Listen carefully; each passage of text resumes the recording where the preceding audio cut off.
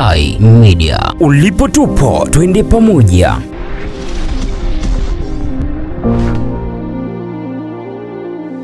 Maisha ya binadamu yanahitaji furaha. Pale inapotokea changamoto kadhaa, furaha ya binadamu hutoweka. Kwa mkulima, mfanyabiashara, mwanafunzi na hata mfanyakazi, mara tu anapokutana na adha hasa ya usafiri kutokana na changamoto ubovu wa barabara, huingiwa na ghadhabu na kuondoa matumaini kwa viongozi wake kumpatia maendeleo.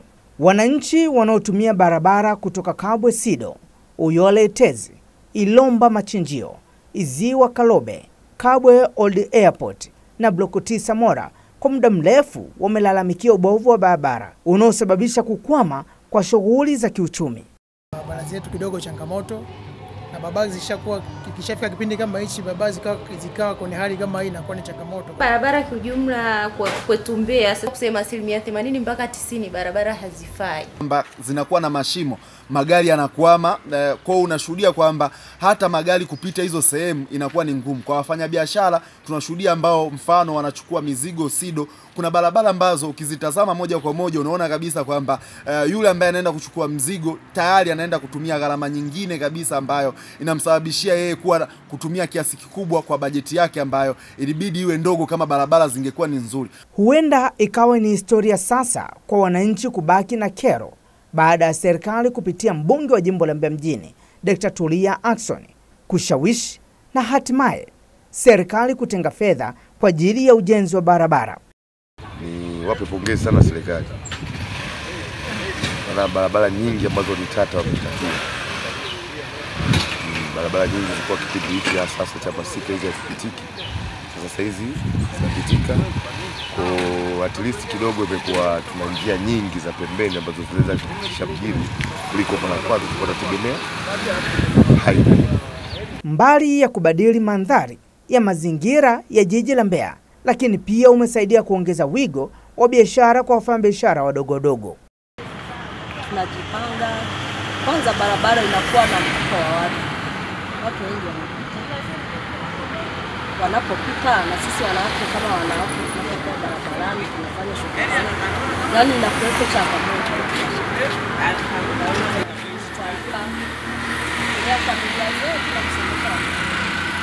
Kuna maduka mengine ambayo vipato vyao ambavyo vipo pembezoni mwa barabara, basi imeweza kuwa inakimbiza kasi na kuweza mtu kumtengenezea mabadiliko ya kiuchumi na pia kuweza kuwa na maendeleo mazuri katika maisha yake kwa ujumla. Of course ukiangalia ambapo tuna maduka ambayo yako pembezoni mwa barabara, of course mengine hayana faida, lakini unakuta mengine yana faida. Most of the people hapo nyuma kuta hizi lami zilikuwa hazijapitishwa. Kwa hiyo unakuta mtu anapata changamoto, kwa unakuta yale maduka anakuwa anayakodisha kwa takriban 30,000, akienda sana 40,000. Lakini most of siku hizi sasa mabarabara yameweza kupita katika mabarabara haya ya mtaani, watu sasa hivi wanakimbiza, mtu anaweza kukodishia mpaka 100,000 au 70,000 kutokana na mtu ambavyo umeweza kuongea naye. Pia direction au maduka yanaendesha vipi katika biashara katika hayo maeneo. Kwa kweli tunashukuru viongozi wa serikali, barabara na ujenzi wote mzima unaendelea vizuri, umeturahisishia usafiri, kusafirisha bidhaa. Kwa sababu mimi ni mjasiriamali mdogo, inanirahisishia kubeba vitu na mizigo kaza wa kaza. Nafika kwa wakati eneo husika la biashara na nafanya mambo yangu vizuri. Awali tulipata shida sababu miundombinu ilikuwa mibovu, barabara haikuwa nzuri, kulikuwa na makolongo na mashimo, lakini kwa sasa hivi mambo yako vizuri, ni tofauti na hapo nyuma. Madereva bajaji, pikipiki na magari madogo wanaishukuru serikali na kusema ujenzi wa barabara umerahisisha huduma. Naitwa Furaha Jones Kihegwa, ni bodaboda kanda ya Kabwe. Ujenzi huu utatunufaisha sisi wa bodaboda kwamba barabara itakuwa ni safi na salama kwa afya yetu. Pia na kwa ajili ya kubeba mizigo tunapita kwa usalama zaidi. Maana itakuwa inamrahisishia kazi. Itakuwa ni kwenda ni rahisi kufika eneo la tukio na kurudi. Majina naitwa Erasto Mwampash. Tuna barabara ambayo tayari watu wana godown zao kule, kuna store mbalimbali. Tunajua kabisa kama barabara ni mbovu alafu gari haiwezi kupita, na maana tayari tutakosa baadhi ya huduma kibiashara. lakini kupitia barabara ambazo tayari zimeshaboreshwa, ina maana tayari gari zinapita kwa uzuri, zinachukua bidhaa, zinapeleka bidhaa, yani mbadilishano wa mambo mengi yanaendelea vizuri. Kwa majina yangu naitwa Imani Mwiga wa Shambwa. Mimi kama mtumiaji wa usafiri, kwa maboresho ya miundombinu yanayoendelea yatatufaa sisi madereva, kwa sababu moja, tukiona barabara ambazo zimechepuka kwenye mitaa zitatusaidia pale endapo barabara kuu itakuwa imekuwa overloaded, ina foleni, tunaweza kuchepuka kutoka kwenye barabara za mtaa ambazo zinaendelea kujengwa katika jiji la Mbeya. Lakini pia upanuzi wa barabara ambayo ni njia 4, mradi ukikamilika utatusaidia kuondoa foleni kwa jiji la Mbeya, na sisi watumiaji wa barabara na madereva kutumia muda mfupi kufika sehemu ambazo tunakusudia kwenda. Mbali na mbunge kupata lawama pindi changamoto zinapotokea, madiwani ni cheo cha kwanza kupata lawama hizo, hasa panapotokea ubovu wa barabara katika eneo lake. Musa Ismail ni diwani wa kata ya Yela, jiji la Mbeya. Nini kauli yake? Zaidi ya bilioni 6 zimetumika ndani ya kata yetu ya Yela katika upande wa barabara, na bado tunaendelea na barabara zingine kujengewa ambazo zitagharimu pia fedha nyingi tu. Wenzetu wa TARURA awali kabisa walitupa jumla ya shilingi milioni 438,620 kwa ajili ya ujenzi wa barabara zetu katika mitaa yetu. Walitujengea barabara ya kutoka Tenkini kuja kupakana na Nzovwe, pale ni 0.3. Walitujengea ile barabara kwa kutusembulia na kutuwekea vifusi kwa gharama shilingi milioni 5,550,000.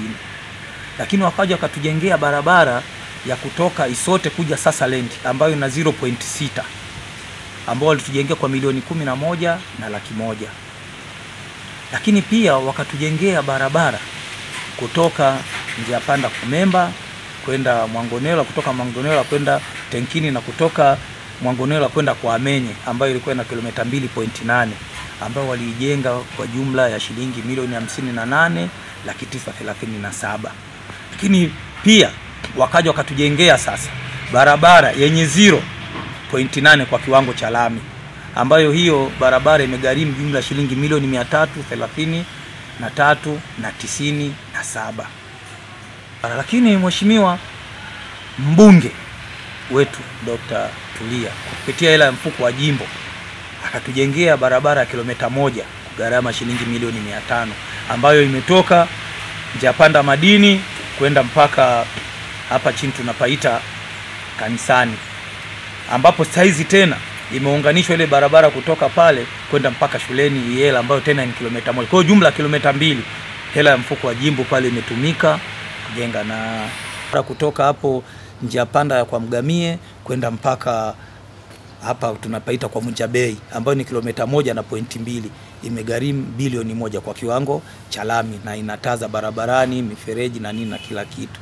Lakini sambamba na hilo, tuna wenzetu wa mradi wa TACTIC ambao ndani ya ule mpango wao wa barabara katika kujenga ndani ya kata ya Yela tuna barabara 2, lakini wameanza na barabara moja sasa hivi ya kuanzia hapa kanisa la KKT kupitia magodown huko kwenye mashine za mpunga kwenda kutokezea kwenye parking ya Maroli kule jirani na Mafiat, ambayo ni kilomita 1.2. Ujenzi unaendelea, na yenyewe barabara hiyo itakuwa ina mataa, itakuwa na paving za barabarani, itakuwa ina garden na miti na kadhalika. Itakuwa ni barabara ya kisasa ambao wakimaliza watakuja tena watatujengea tena barabara nyingine kutoka shule ya msingi na shule ya sekondari Samora kupita Isengo kwenda kupita shule ya Old Airport Magufuli na kwenda kuunganisha kwa Memba, ambayo itakuwa ni kilomita 1.6.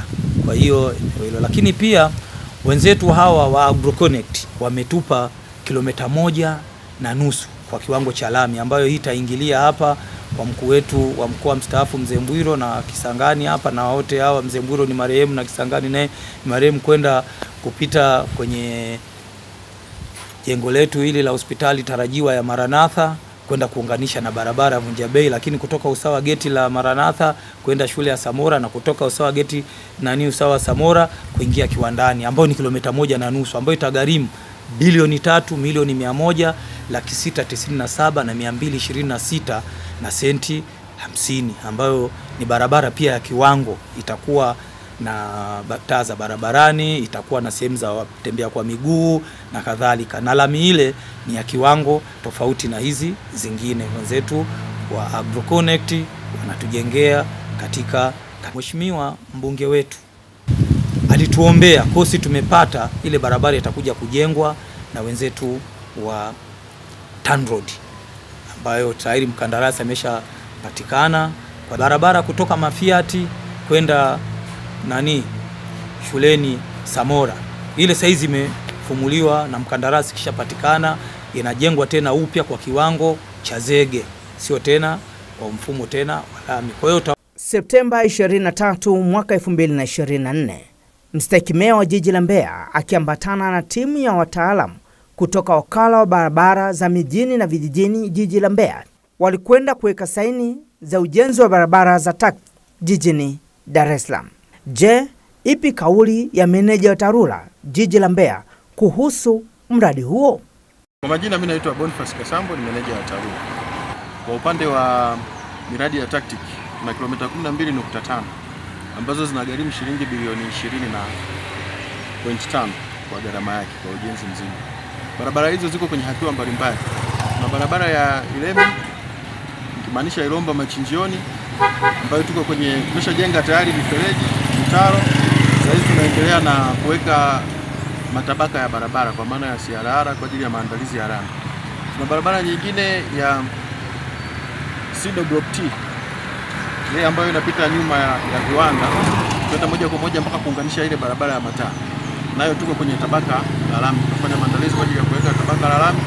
Kuna barabara nyingine ya Iziwa, tunaendelea na matabaka ya chini. Hiyo tulikuwa tumechelewa kidogo kwa sababu kulikuwa na swala la compensation ambalo mpaka sasa hivi la fidia.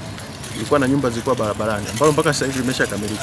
Kwa hiyo tunaendelea na zile tabaka nyingine za chini. Kuna mfereji ambao uko Nzovwe pale. Mfereji huo tayari umeshajengwa na wanaendelea kumalizia vitu vidogo vidogo. Na barabara nyingine ipo Uyole kuelekea Itezi, nayo tuko kwenye matabaka ya lami, tunaendelea nayo, wanaendelea kujenga kwa ajili ya maandalizi kuweka lami. Tuna barabara nyingine, barabara ya huku Itende, njia panda Itende, nayo wanaendelea nayo, naweka matabaka ya chini ya lami. Kwa hiyo tunatarajia pengine mpaka baada ya kama ya mwezi mmoja huko mbele, kuna baadhi ya barabara tutaanza kuona rangi nyeusi, ikimaanisha lami kwa hizi barabara za TACT. Kwa barabara zetu ambazo tunaendelea nazo za lami, tuna kilomita 9.5 ambazo tunaendelea kuzijenga hapa mjini. Hizo kilomita 9.5 zinaendelea. Tuna barabara kwenye hizo kilomita 9.5, kuna barabara za zege. Kuna barabara ya Isanga Makunguru ambayo ina zege yenyewe na mita 900. Imeshakamilika kwa hatua za awali. Sasa hizi tumeruhusu magari yanapita. Tunaendelea na issue ya mifereji pamoja na kujenga zile sehemu za access pamoja na pembeni ambazo tunaendelea sasa hizi mkandarasi yuko pale anaendelea na kazi. Tuna barabara nyingine za lami ndogo hizi ambazo zinaendelea, ziko kwenye stage mbalimbali. Mkandarasi anaendelea na kazi, japokuwa sasa hizi kuna changamoto ya mvua. Baadhi ya maeneo utakuta wakandarasi wamesimama wakiendelea na kazi, lakini pindi hali ya hewa itakapokuwa ya mvua imekaa vizuri, basi wakandarasi watarudi kwa ajili ya kumalizia kazi. Na barabara nyingine ziko Iwambi, zinaendelea na matengenezo, tuko kwenye hatua za awali, wakandarasi wanaendelea. Kule Iwambi tuna kilomita takriban 6. Wakandarasi wanaendelea, tunajenga lami kule Iwambi. Barabara ile ya Odi, barabara ya zamani ile kubwa inayopita pembezoni mwa shule ya sekondari Iyunga kwenda moja kwa moja mpaka kwenda kutokea Mbalizi, lakini chenye tuna kipande cha kilomita 4. Alafu na barabara nyingine za mwingiliano ziko mle ndani maeneo ya Iwambi. Jumla zinakamilika kilomita 6. Hapa tulipo saizi Odi Airport tuna barabara ambayo inatekelezwa na mradi wa AgroConnect. Hii tuna kilomita 1.5. Kama unavyoona hali halisi nafikiri utakuwa umeiona. Tunaweka CRR kwa ajili ya maandalizi ya lami. Yenyewe inagharimu kama bilioni 3.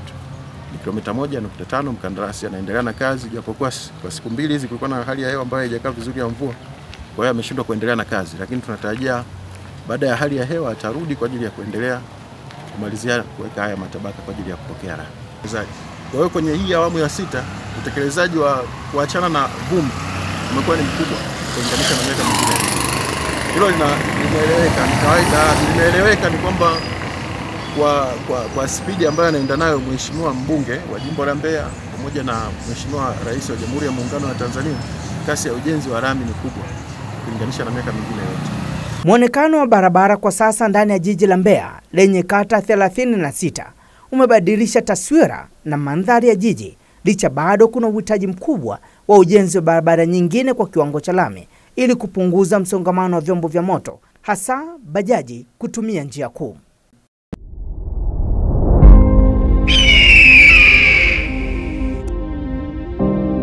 Ulipo tupo, twende pamoja.